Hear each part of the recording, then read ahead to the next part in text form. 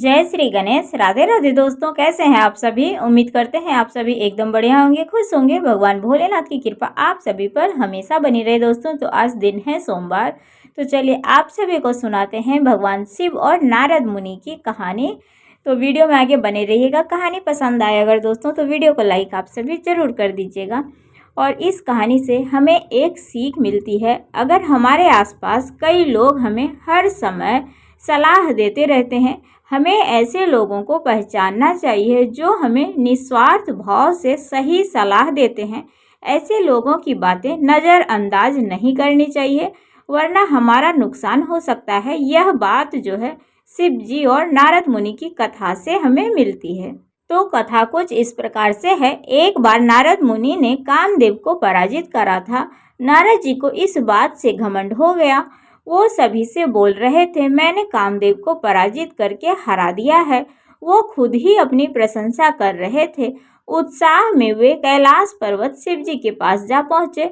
शिव जी ने भी कामदेव को भस्म कर दिया था, लेकिन उन्होंने क्रोध किया था। नारद मुनि शिव जी से कहते हैं कि मैंने तो क्रोध नहीं किया था, फिर भी कामदेव को पराजित कर दिया था। शिव जी समझ गए कि नारद मुनि भक्त है और इन्हें घमंड हो गया है। शिव जी बोले कि मैंने कामदेव को पराजित कर दिया था, ये ठीक है, लेकिन आपको इस बात का घमंड नहीं करना चाहिए। आप मुझसे तो यह बात कह रहे हैं, लेकिन यही बात आप विष्णु जी से मत कहना। शिव जी की यह सलाह सुनकर नारद जी को लगा कि शिव जी को मेरी प्रशंसा अच्छी नहीं लग रही है, इसलिए उन्होंने मुझसे ऐसा कहे हैं। शिव जी के मना करने के बाद भी नारद मुनि विष्णु जी के पास पहुंच गए। विष्णु जी नारद मुनि की बातें सुनकर समझ गए कि मेरा भक्त अहंकारी हो गया है, इसका घमंड दूर करना होगा। इसके बाद विष्णु जी ने अपनी माया से एक नगरी बनाई, जहां एक राजकुमारी का स्वयंवर हो रहा था। नारद मुनि भी उसी नगर में पहुंच गए और राजकुमारी को देखकर उस पर मोहित हो गए। नारद उस राजकुमारी से विवाह करना चाहते थे। वो तुरंत ही भगवान विष्णु जी के पास जा पहुंचे। नारद जी ने भगवान से कहा कि आप मुझे सुंदर रूप दे दीजिए, जिसे देखकर वह राजकुमारी स्वयंवर में मुझे ही चुने। विष्णु जी ने नारद मुनि को बंदर का मुंह दे दिया। फिर नारद मुनि वहां से चल पड़े और उन्होंने अपना मुंह तो खुद से देखा नहीं था। उन्होंने सोचा मैं तो बहुत सुंदर लग रहा हूँ। यह सोचकर वो स्वयंवर में जा पहुंचे।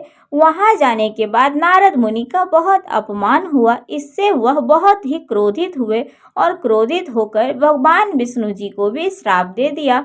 बाद में जब नारद मुनि का गुस्सा शांत हुआ और उन्हें पूरी बातें समझ में आई, तब उनका अहंकार खत्म हो गया और उन्होंने भगवान विष्णु जी से जाकर के क्षमा मांगी। तो दोस्तों, ये थी भगवान शिव जी और नारद मुनि की कहानी। इस कहानी से हमें यह सीख मिलती है, शिव जी ने नारद मुनि जी से जो बातें कही थी वह हमारे बहुत ही काम की थी।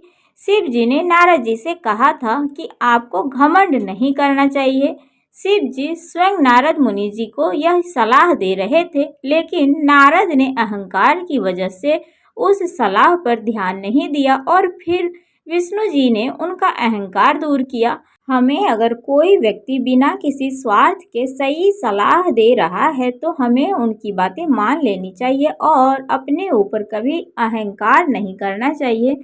तो दोस्तों, ये थी शिव जी, नारद मुनि और भगवान विष्णु जी की कहानी। आप सभी को कैसी लगी? अगर कहानी थोड़ी सी भी अच्छी लगी हो दोस्तों, तो आप सभी वीडियो को लाइक ज़रूर कर दीजिएगा। चैनल पर जो भी नए आते हैं सब्सक्राइब, कमेंट, शेयर करिएगा। राधे राधे।